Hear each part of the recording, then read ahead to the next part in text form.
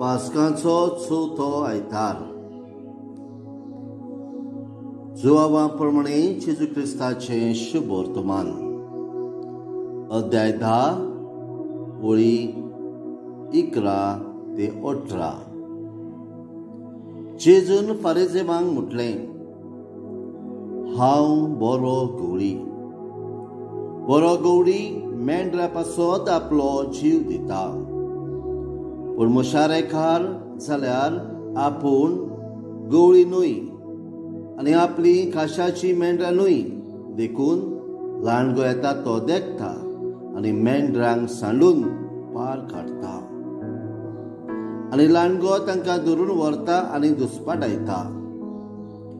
तो मुशारेकार आनी ताका मेंढऱ्याचें कांय पडूंक ना देखून तो पळून वेता. हांव बरो गवळी.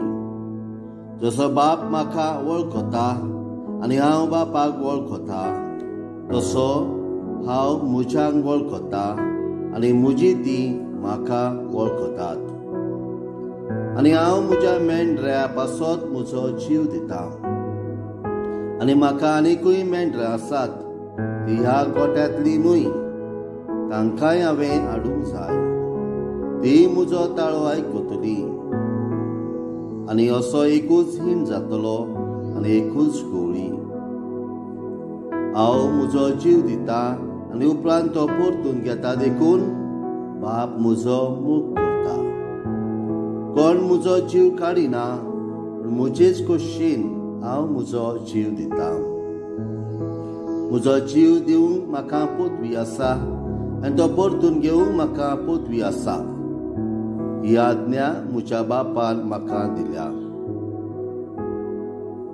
जेजू क्रिस्ताचें शुभ वर्तमान हें वाखाणली तुका क्रिस्ता.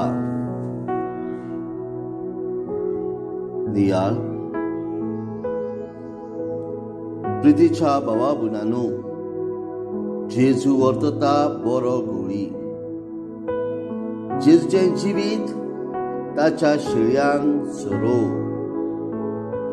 आनी कास्तीक सापडचे आदी जेजू बरो गवळी आमची खास आपणाचेर घेता आनी आमकां एकेच फावटी खासींतली निवारता.